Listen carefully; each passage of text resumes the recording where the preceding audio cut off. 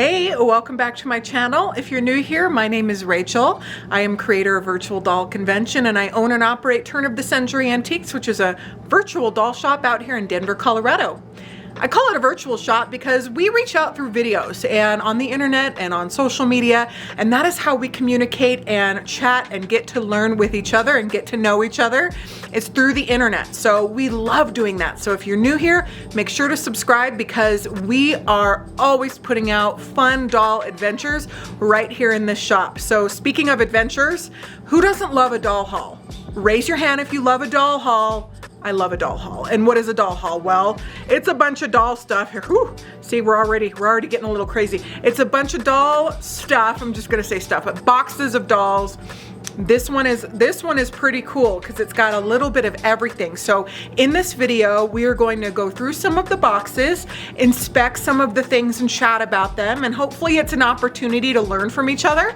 So if you have information about some of the dolls or even just little tips and tricks and tidbits, I always love to share, and I know in this community everyone likes to learn from each other in the comments, so never hesitate to comment and add a little something or just ooh and on. Just have fun. We're here to hang out. Think of it like a cruise ship for dolls on the internet.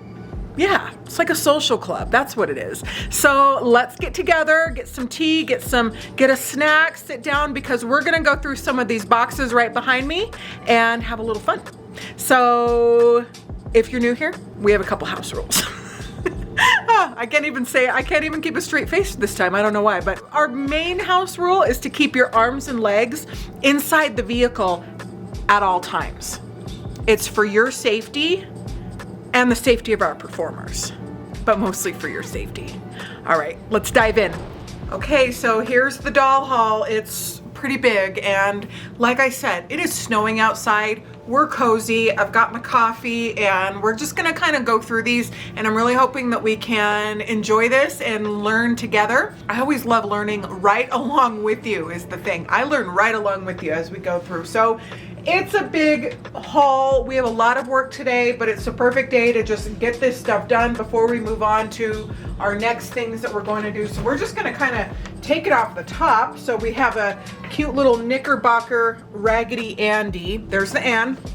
So that is good. But you know what is even more interesting though than the Raggedy Ann and Andy? Those are Knickerbocker, but look at these.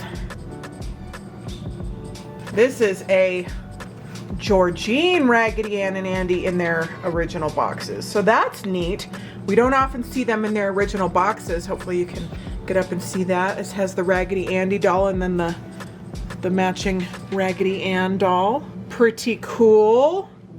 How we doing out there? It's so fun to hang out, but let me know in the comments. I know a lot of you like to do, the videos where we work with Linda and we do some of the doll repair and the off-roading, but the unboxing ones are really fun too. So let me know some of your favorites. I love to know what you like the best. So let's go ahead and, okay, so this off the bat looks like a Katie Cruza, but we need to inspect and make sure. So look at that, right there. It says 3320 Katie Cruza. So hopefully Jonathan Green is watching this and can tell us all the things about her. Look at this cute little Compo Cupie. There's a couple more Cupies in here. That's a Cameo Cupie. Look, here's another one. This collector just loved a little bit of everything. Every era, every type of dolls, which is how, oh, look at this one. There's a black one. How cute is that? Cupie brand doll by Cameo. A Cameo doll, Strombecker Corporation, Illinois. I don't know if this is his original outfit. I don't think it is, but it's sure cute. It's cute. It's like a little candy striper design. Isn't that sweet? Smells like rubber, but not in a bad way. And it's still very pliable. Well, I was saying, are you like us where we like a little bit of everything? We like a little bit of we like everything here. We collect and do and love everything. So, and I know a lot of you are like that, but let me know. And if you have a strong focus, I love that too, but if you're just like, I like a little bit of everything, if you're one of those people, give me an emoji or put it in the comments. So this is cute. Prize Mama. It's a Gerber. Let's see if it has, oh, it doesn't have anything on the back, so I can't make it. It says, eye movement like a real baby. Eyes move independently from side to side. Okay, so she's got flirt. This is what we call flirty eyes. Love that. Cute. And look, she's got her little chemise and a little spoon in there, little bunting, little crocheted socks. That's sweet. It's fun to find vintage dolls in their original boxes. I especially really like on original boxes, especially on vintage dolls, is the illustrations and the graphics. One of my favorite things about vintage Barbie in their original boxes is the graphics on the box. This one is a little bit of a curiosity. It's wax. It's wax over what feels like composition. I don't know, we have to undress him to see what he is, but he's a pretty handsome little chap. Now, oh, okay, so we have to talk about the Grinny. How fun is this? So if you've been with us, and especially the virtual doll convention, we have done a lot of programs with the wonderful Billy Harris of Ashley's Dolls on Grinnies, and they are so fun. They are made by Lanternier, and they are I believe they're all unmarked. Now Lanternier started in the late 1800s, and they were mostly known for their porcelain making. So they made a lot of plates and saucers and nice porcelain things. And as I recall, I think it was around 1915 that they started making doll heads and dolls, and they made these, and they made this one, and then they made one called Toto, which had a really like oddly shaped mouth. And between the two, if you're gonna say which one's cuter, now this is a matter of taste, and I mean this in the nicest way possible, but they're both like ugly little dolls. Like look at this, look at the little face, but this is what we love about them, okay? I mean that in a nice way. This is what we love about them. Kind of like I have two English bulldogs, and people say, oh, those are the ugliest dogs. Well, they're beautiful. Like, that's what makes them cute. So these are ugly little dolls, and we love them for it. They have painted molded teeth, and 2 rows of teeth, so they're smiling like, you know, like 1 stroke eyebrows. And anyway, they're not officially called Grinnies, but Billy Harris put the name Grinny on them, and I love that. So I call them Grinnies, and man, they are grinning. So it's a cute doll. It's definitely a treasure. We're gonna list this on our auctions, but she has a sweet little outfit. And the thing I like about Grinnies is that every single one of them is different. They were very just crudely painted quickly, and every single one is different. Eye color, facial coloring, the lips. I mean, look at those. It's very badly done. See if you can look at the top layer, the top rim of the teeth. Do you see how the middle paint is on the tooth? So it's just, they were pumping them out so fast.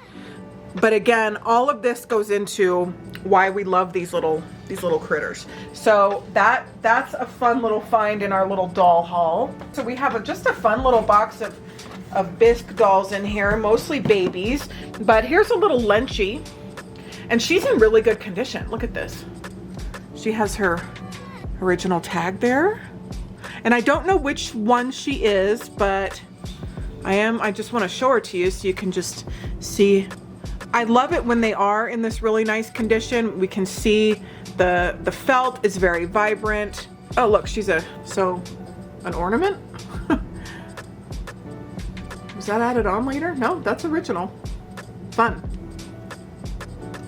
But there's another lunchie. Oh, what is it called? It's called it starts with an M, and they're from the mid 1920s. But look at this one. Now she is awesome. I love the shape of her face. She's got chubby little cheeks. I love that. But what's wonderful is that she has her rooster. A lot of times this rooster is missing. So the rooster goes through this little pocket right here on her dress. Look at that. So she just picked up her little rooster, and they're out running around doing rooster things. So that is a cute doll and her rooster. She's in really nice condition. All we would do with her is maybe just take a lint roller and get off some of the lint, and she's good to go. She doesn't need anything. Don't you love it when that happens? Okay, so she's gonna go down there. Oh, look, look, look, look. A Shirley baby. Okay, Shirley babies are rare. Well, now let's see if her eyes are gonna, no, they may not. Usually Shirley babies, at least in my experience, have flirty eyes. She has some condition issues. We might even have Stanley see if he can stabilize that little piece of compo right there that's just really super lifted right there. But Shirley babies are wonderful. It's a Shirley Temple baby. And she's definitely been touched up. Get in close so you can see the lips. You can see the paint on top of the original paint. So, you know, it happens. Yeah, usually they have flirty eyes, so I don't know. They're either sticking or something's going on. But again, the reason why a lot of times, like for our shop, why I do the dollar listings too, is just because a lot of the items that we list have problems, but I don't like to just offer and sell things that are just always perfect all the time. The people that we work with, their main goal is to get their treasures to loving homes. So I think starting them at $1 and just having them go to somebody for whatever the market is going to bring for that particular doll is a great way to get them to new homes. So, but that is a fun little doll. And she's got great hair. It's a little dirty, but it's cute. She looks good. Look at this little Campbell's kid. I think the hat goes like that, but it's kind of cute like that too. Gotta love a little Campbell's kid. So the stringing is pretty loose on that. Now, a lot of times, even in our auctions, we don't restring everything. We say it needs restrung. Luckily, a lot of collectors do know how to restring, and there's a lot of videos on our channel on how to do it too, but sometimes we do as well. So that's a cute little compo baby. Now we have some other cute little Bisque dolls in here. Let's get to the end because there's some fun ones down here. This is a sweet one. This is known as, I've seen it listed as a laughing Jumeau. It's an FSFB J236 character. Oh good, look, the eyes work well. I like these dressed as boys. They usually are boys. He's got a great chunky little body right there. There's a little bit of paint touching up here in his arm socket and around the neck, which is very typical. These are the areas that wear first, your joints. But what a sweet little doll. I love this character face. He's got a really happy mouth, nice sculpting, higher quality painting. Just if we're gonna look at this and then compare it to the Grinny, you can just tell that a little bit more time and care was taken for him. But that's a fun little doll, and he will look so much better when he has a wig and a cute little outfit, maybe a little romper or some kind of thing that a little boy would wear. Now this is a curiosity. This one used to confuse me all the time, but I've pretty much figured it out now. It's taken a while, but when you look at it, you think, what the heck is going on here? This is a German head on a French body, and then the back of the German head is marked with a red Tête Jumeau stamp, and it's a German head. So you would think, what is going on? Why is it like this? So what happened was, in the late 1800s, like around 1899, the Jumeau factory could not keep up with the demand for the doll heads, and so they started outsourcing to Germany to make the heads and send them to them, and they put them out as Jumeaus, even though it's a German head. So we do this all the time in manufacturing. We outsource from different countries of the world to make things for us, and we bring them here and we put them out. It's a typical thing. But in dolls, it can be confusing, especially when you find a German doll that's marked with Jumeau. But that's what it is. And so then they're typically called, when you find them in the marketplace and listed online for sale, is a Jumeau, because they were put together and sold as Jumeaus from the Jumeau factory, even though it has a German head. So they are later, and this is a French body. So this body, we can see a mark right there. A lot of times it says Bébé Parisien, Medal d'Or Paris. Sometimes the bodies will be marked with a Gemot stamp or something like that. Anything that I say is just take it with a grain of salt for what it is, and just it's tips of the trade that I have learned along the way to just help me just with something right off the bat. So right off the bat, when you're looking at a body, one of the ways that you can tell a French body is that it doesn't have the ball joints that a German body has, where it has the balls right here.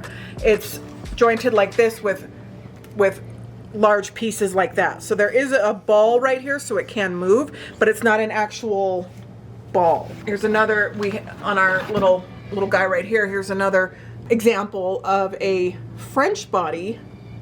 But then let me find one with a German body, which is what we find more often. I couldn't find a great example up there because they all had close, but here's a great example. This is a 114. She is a Kamer and Reinhardt Gretchen. She is actually dressed like a nurse, and Linda will be working on her clothes tomorrow and getting her all fixed and fixing those little braids. But see, ball joints. So that's just one way off the cuff to tell. Now there's exceptions to everything. You will find different kinds of bodies, but ball joints. Okay, here's another one. Ball joints. So when you see a ball jointed body, I used to, back before I knew anything, and this is a Kleinhahn, again, a German made doll. It's a great little character guy. But back before I knew anything, I used to call them all ball jointed bodies. Even if they weren't. Shows how far I've come. You learn by doing. This is a little cute little guy. He's needs restrung right here. This is a JDK 226, and that is by Kessner. Gonna turn it around so you can see the marking on the back of the head.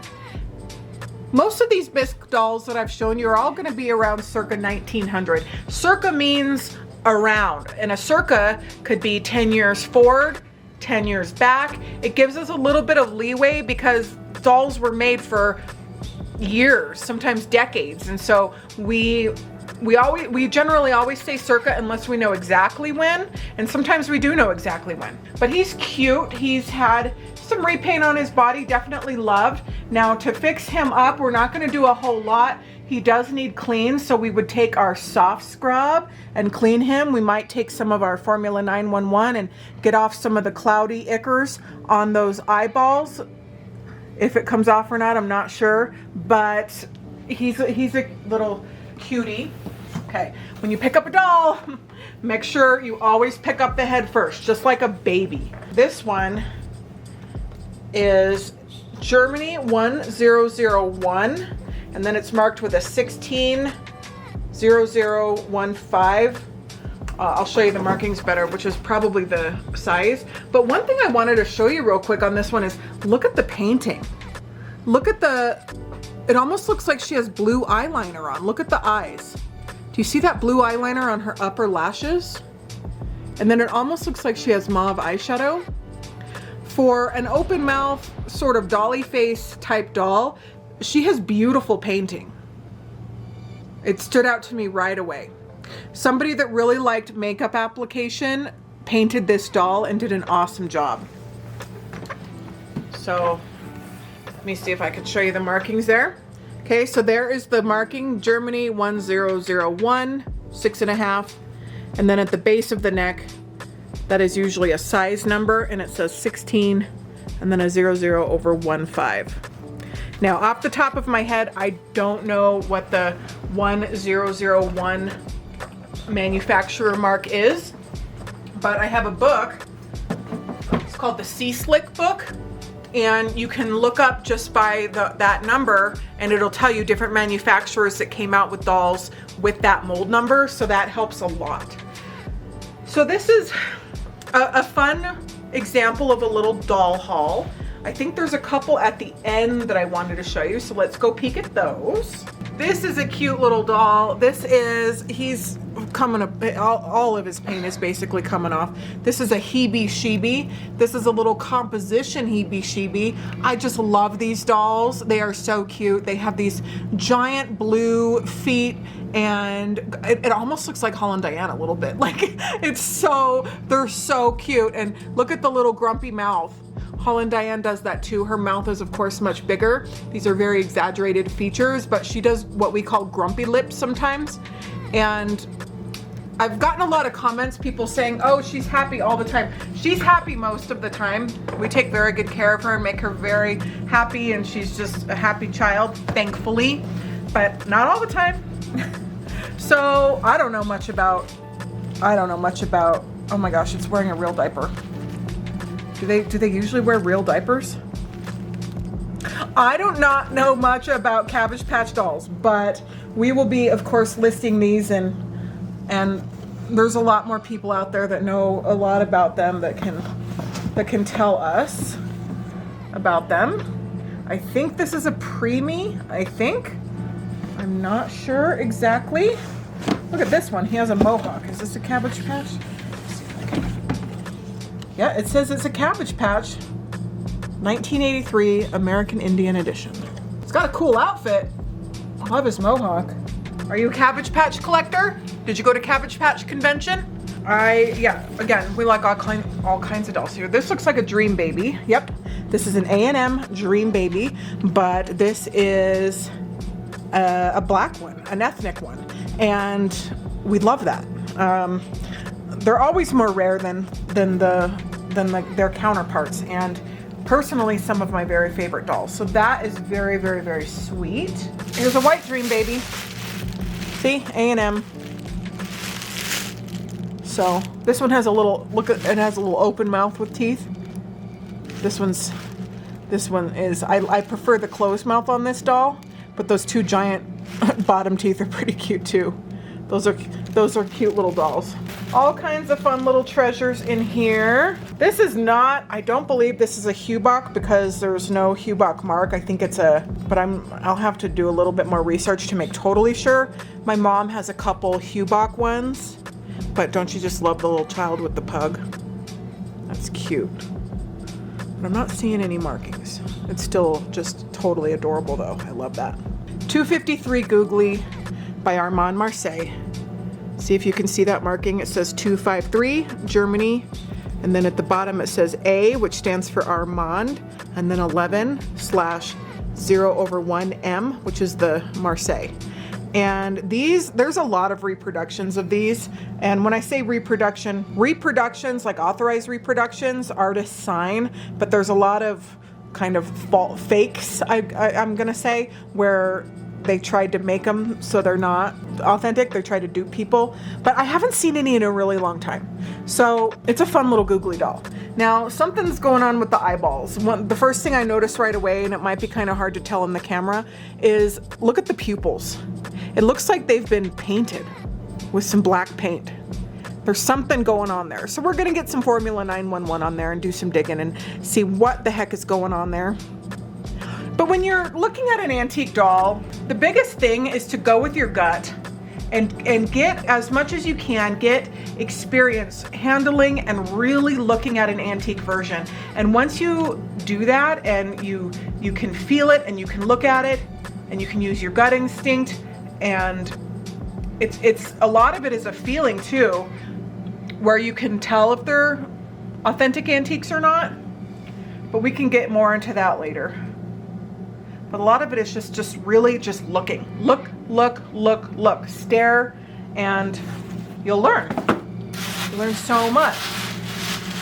All right, there's some more baby dolls in here. But we have a dollhouse. There's a dollhouse that I really want to show you. So let's go over there. A lot of you might remember our amazing house. It's a French chateau that I just love, that was made by artist Eric Lansdowne, and he makes all kinds of amazing houses. They're very limited. This one lives at our shop, and our wonderful friend Stan Gregg decorated it and put it all together, which he is so extremely good at. I just love this house. It's one of my favorite little pieces in the shop. It's really fun to look at. But here's something we got in our little haul. Check it out. We got a little miniature one. This is a little miniature Eric Lansdowne house. Let's see if we can get, now it came with all of these fun little things.